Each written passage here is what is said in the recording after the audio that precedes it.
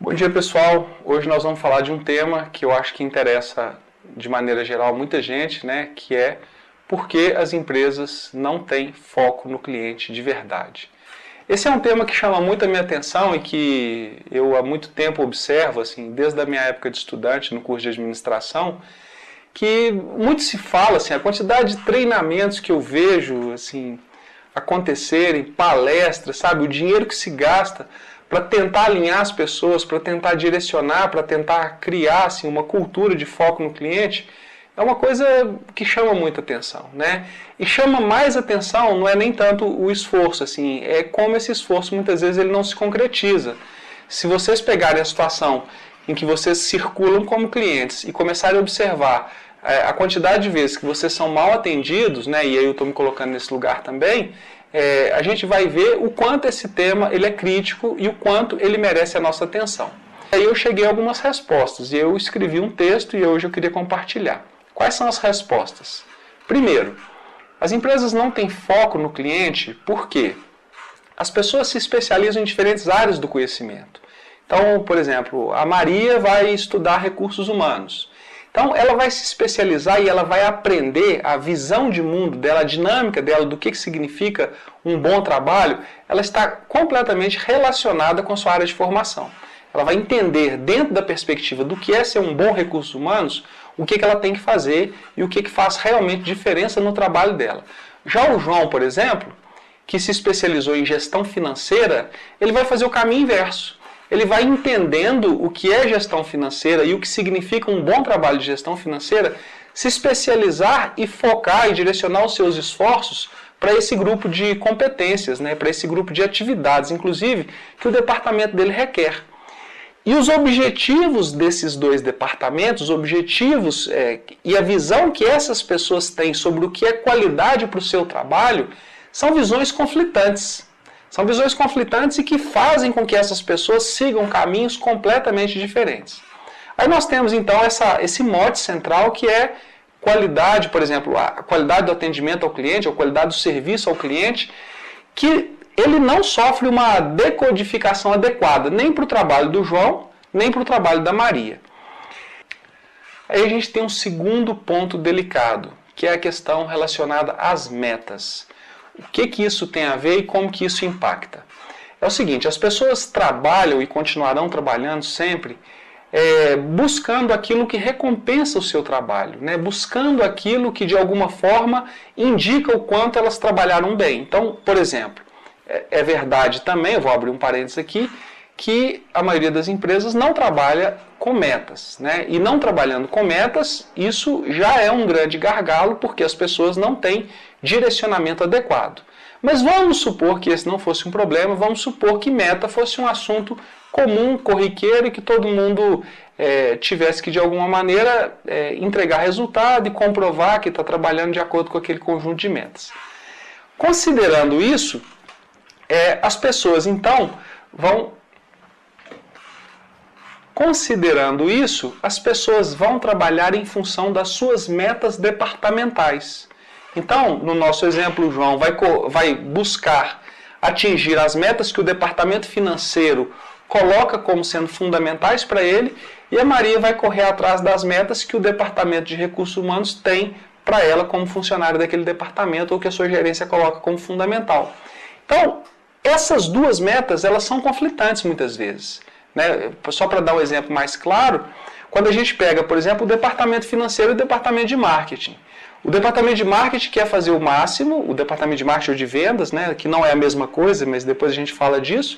Mas vamos falar do departamento de vendas então. O departamento de vendas vai fazer o máximo possível para aumentar os seus resultados em vendas. E o departamento financeiro vai fazer o máximo possível para aumentar a lucratividade. Por aí só, eu já sei que essas coisas não vão funcionar bem. Um vai trabalhar num sentido oposto do outro. Um trabalha para cobrar mais caro e com isso aumentar a margem de lucro. O outro trabalha tentando facilitar a venda, dando desconto e criando condições especiais. Essas metas são divergentes. Essas metas apontam as pessoas para lados completamente opostos. E aí com isso existe um fenômeno que a gente vê que é assim, é um ensimesmamento do indivíduo em relação à sua meta departamental. Quando você chega dentro de uma empresa e você vê todo mundo correndo para um lado, cada um correndo para um lado, né? O João para um lado, o Manuel para o outro, o Pedro para o outro, o que está acontecendo ali? De fato, eles estão perseguindo qual meta? Ou eles estão perseguindo qual resultado? Eles estão perseguindo o resultado da sua área. Eles não estão perseguindo aquele resultado que a gente está falando. Ah, foco no cliente. Mas o que é foco no cliente? O que significa para o João, por exemplo, que vai lá, pega o documento e entrega para o outro, foco no cliente? Para ele, foco no cliente é ter velocidade nesse processo. Se você está lá atrás esperando e ele está de costas para você, e você chama 1, 2, 3 vezes, ele não entende que isso faz parte das obrigações fundamentais dele. Ele entende que a obrigação fundamental dele, como ele faz a ponte entre os dois departamentos e cabe a ele, então, assessorar e trazer informação de um para o outro, faz parte do trabalho dele levar a documentação de um para o outro e não te atender quando você está atrás dele e ele está ali de passagem, por exemplo, ou num momento que não faz parte do trabalho dele ou numa situação específica, né? Então, são as metas departamentais ou a expectativa que se tem delas que irá orientar o trabalho das pessoas dentro de uma empresa. É o que eu falo, a expectativa que se tem delas, porque muitas vezes elas não existem, a gente sabe disso. Né? Nem toda, na verdade, a maioria das empresas não trabalha com metas. Então, ela não existindo é o que eu espero, que o meu chefe espera de mim, que vai orientar o meu comportamento dentro da empresa e aí em relação ao cliente, obviamente. Se eu acho que o meu chefe espera que eu atenda bem o cliente, muito provavelmente eu vou me orientar em relação a esse comportamento. Mas se eu não acho isso, ou se não está claro para mim isso, eu vou me orientar em direção à expectativa que eu tenho da minha chefia direta.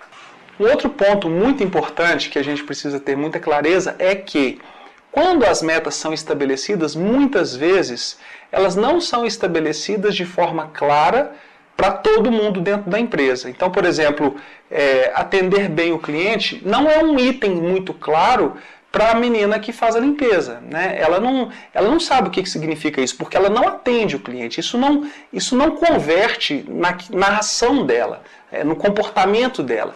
Então, é preciso decodificar em ações operacionais o que a gente espera das pessoas.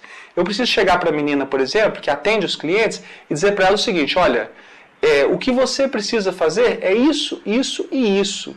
E dali para frente eu preciso começar a mensurar o resultado do trabalho dela com base naquela micro-orientação que foi dada. Então, por exemplo, a menina que atende, que faz a limpeza, por exemplo, ela precisa participar de uma reunião semanal ou quinzenal em que ela fique sabendo como os clientes estão avaliando a simpatia dela no ambiente de trabalho, na sua rotina de trabalho. Se eu explico, se eu chego nesse nível de detalhe e se eu começo a dar esse nível de retorno, se eu falo para ela o que a gente espera dela e como ela está fazendo em relação ao que se espera dela, ela vai orientar o comportamento dela para aquilo que a empresa espera e não mais para aquilo que ela entende que é correto e que muitas vezes não é ou que não está de acordo com a expectativa de quem está orientando o trabalho. Um outro ponto muito importante para finalizar é quando a gente fala então do conflito das metas, né, quando os departamentos conflitam, existe uma situação em que é fundamental a figura do dono da empresa. O dono da empresa, além dele ser a pessoa responsável por fazer o alinhamento das macrometas, das metas mais globais, ele tem que alinhar e orientar as pessoas para dizer o seguinte, em situações de conflito, o que será feito?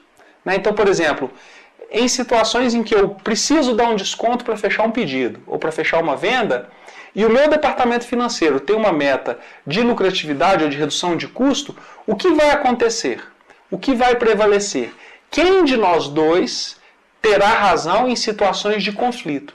Isso é fundamental porque será e é muito comum que as metas conflitem e que as pessoas trabalhem em direções opostas. É muito comum que as pessoas trabalhem em direções opostas. E aí cabe ao dono da empresa fazer um fechamento desse processo. Fazer uma orientação global e dizer para as pessoas que nas situações de conflito o que deve e o que precisa ser feito. E para fechar então, e resumindo, é isso.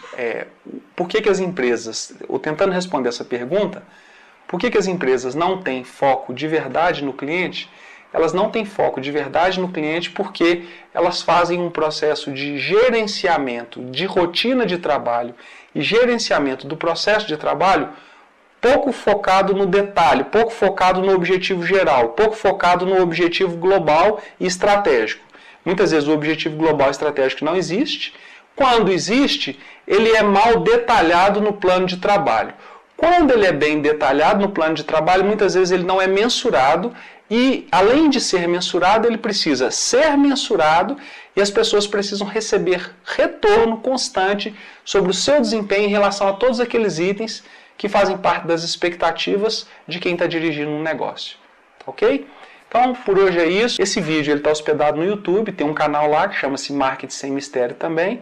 Se você está vendo esse vídeo pelo YouTube, compartilha ele, dá um joinha nele e se inscreve no canal. Uma vez por semana nós vamos ter um tema falando de gestão e que esteja relacionado a uma abordagem um pouco mais aplicada, um pouco mais prática, que esse é o objetivo desse canal de comunicação. Na verdade, esse vídeo ele é um vídeo de suporte ao blog, mas quem estiver consumindo só pelo vídeo, fica convidado a conhecer o blog, tá bom? Um abraço, semana que vem tem mais.